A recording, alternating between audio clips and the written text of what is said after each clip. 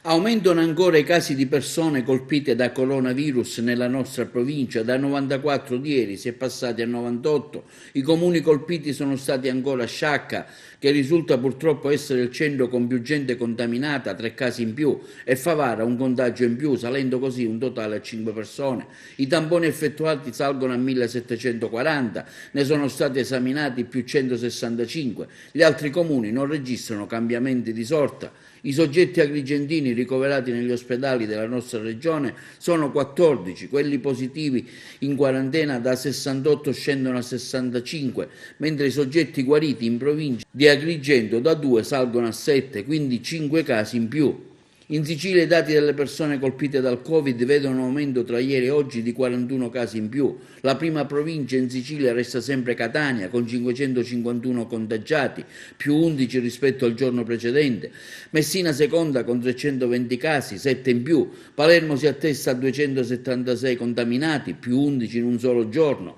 Enna va a quota 273, 2 nuovi contagi in più. Agrigento arriva a 107, 1 in più. Trapani aumentano notevolmente i nuovi casi che si registrano e sono 7, salendo quindi a un totale di 105 persone. Siracusa una persona in più, andando a 80. Caltanissetta arriva a 93, un contaminato in più. Ragusa non registra alcun caso, fermandosi a 47, essendo ancora la provincia più sicura. Le persone guarite in Sicilia sono 113, un aumento di 5 casi, i decessi arrivano a 125, 2 in più, i tamponi eseguiti sono 1393, di cui 44 positivi, i ricoverati scendono di 2 unità, quelli in isolamento domiciliare aumentano di 46, fermandosi a 1224. Intanto il commissario dell'ASP Mazzara annuncia che grazie alle nuove apparecchiature installate presso il laboratorio di analisi dell'ospedale di Agrigento e successivamente anche presso quello di Sciacca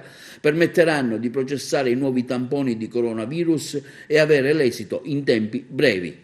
Possiamo già confermare che presso il laboratorio di analisi dell'ospedale San Giovanni di Dio di Agrigento e tra non molto anche presso il presidio ospedaliero di Sciacca sono presenti delle apparecchiature che consentono e che consentiranno anche nel futuro di avere un centro dove processare i tamponi per il coronavirus.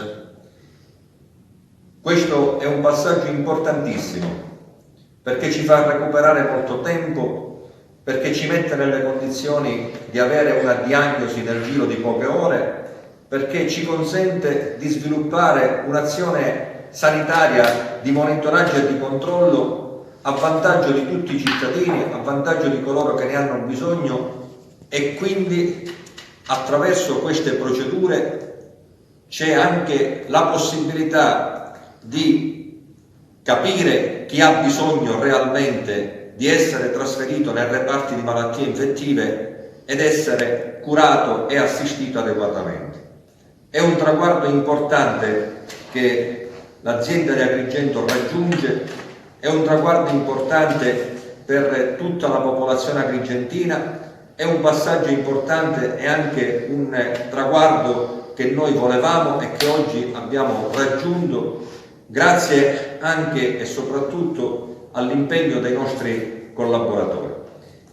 Non mi dilungo molto perché avremo la possibilità di parlare ulteriormente di tutte le iniziative che l'ASP di Agrigento ha promosso e ha già definito per fronteggiare l'emergenza Covid.